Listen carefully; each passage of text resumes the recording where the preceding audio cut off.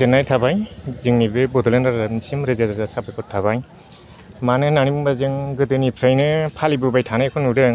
अब्ला गोदोनिफ्रायनो जों उन्दैनिफ्राय फालिबोनायखौ जों नुबाय थानाय हिसाबै जों बर'फोर गोजानो जों बेखौ आखायाव लानाय जाहैबाय आरो। जेब्लानाखि आङो 2005 सनाव दखान होफैदों अब्ला 2005 सनाव दखान होनायनिफ्राय आङो बाङालिफोरजोंनो आं जगदान लाफादोंमोन आरो। 2005 सननिफ्राय आंखौ बिसोरो साराव प्रेसिडेन्ट हिसाबै गायसनदों आरो गावसिनि आमोलनिफ्राय। ओमफ्राय बेबायदिनो खुङै खुङै जाहाथे गोदोनिफ्रायनो फालिबोनाय हिसाबै जोङो दा बर'फ्रानो गासिबो दखानदार जाजोबनाय हिसाबै जोंनो फालिनानै आखायाव लानाय जाहैबाय आरो। ओमफ्राय बिदिनो फालि फालि जोंना प्रेसिडेन्ट सेक्रेटारि सोलायबाय थानाय जायो।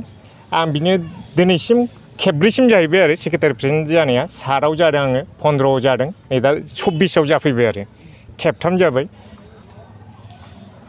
सानबेसेनि हाबाफारि लानानै नोंथांमोना? जोङो बेयाव देग्लायनि बोसोराव गुबुन गुबुन बोसोरनि बायदिबा साननैनि हाबाफारि लानानै फालिनाय जादोंमोन। देग्लाय जोङो फालिनाय जायोमोन। बिनि नेक्स्ट बोसोराव खेबनैल' फालिनाय, साननैल' फालिनाय जायोमोन। अखानायै ओरैनो फांसन लानाय जायोमोन फिसा फिसौ प्राइज होनानै। सानथाम हाबाफारि लादों आरो।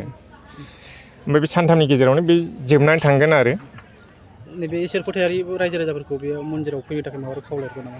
बेयाव माने रायजो राजाफोरखौ आङो बयनिखौबो आर'ज गाबो जाहाथे बियो सोरबा बेक्तिगतनिल' नङा, सोरबा दखानदारफोरनिल' नङा, जाहाथे गामिनि खाथि खालानि रायजो राजाफ्रा जाहाथे बयबो जोंनि बे मन्दिराव फैनानै जगदान लाफैयो। जोङो बेखौ कमिटिनि जानानै अराय समनि थाखाय खावलायहरनाय थायो आरो सब समाय। जोङो मिथिगौ बेफोरबायदि फुजा फोरबो फालिनायाव गोबां रांनि गोनांथि जायो। नोंथांमोना सोरनिफ्रायबो अनसुंथाइ मोननानै फोरबोखौ फालिदों नामा? जोंहाथ' नैबे कालि फुजा खुंनाय फोरबोआव जों इसेबां अनसुंथाइ मोना।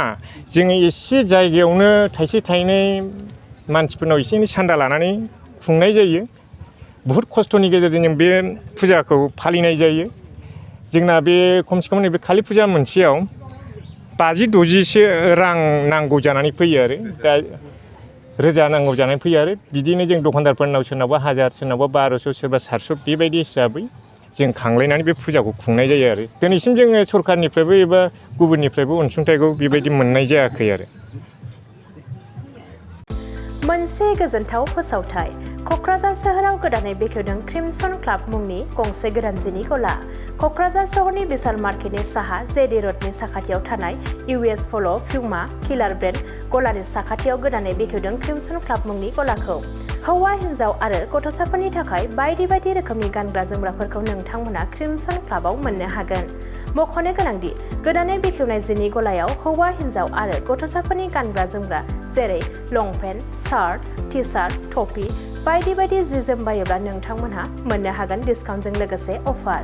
गोबाव खालामाजासे खनसे भिजिट खालामदो क'क्राझार सोहोराव गोदानै बेखेवनाय क्रिमसन क्लाब जिनि गलायाव। लोगोसे नोंथांजों गोरोबनाय समायना रमायना गानग्रा जोमग्राफोरखौ लानानै थांनो हागोन क्रिमसन क्लाब गलानिफ्राय। खुलुमबाय क'क्राझार। मैं एरिया VM हूँ। क्रिमसन क्लब स्टोर हमारा ओपन हुआ है कोकराझार में। 26 नंबर EVS स्टोर है।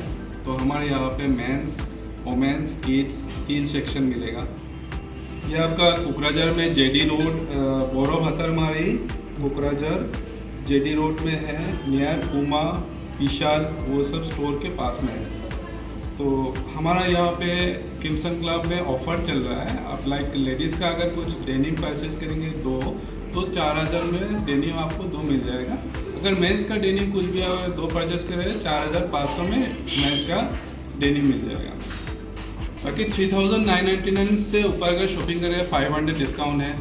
6999 से ऊपर अगर शॉपिंग करें मतलब 7000 से परचेज करने पे 1000 रुपीज़ ऑफ है। 10,999 मतलब आपका 11,000 शॉपिंग करने से आपको 2000 डिस्काउंट इंस्टेंटली मिलेगा जो आपका बिल में डेबिट हो जाएगा। तो आप लोग आइए यहाँ पे शॉपिंग करने के लिए। नियर विशाल है तो बोरा भतरमारी JD रोड। तो ये क्रिमसन क्लब का एक्सक्लूसिव स्टोर है। यहाँ पे आपको न्यू कलेक्शन अवेलेबल मिलेगा, हर टाइम मिलेगा। कुछ ना कुछ तो ऑफर चलता ही रहता है एवरी थ्रू द ईयर।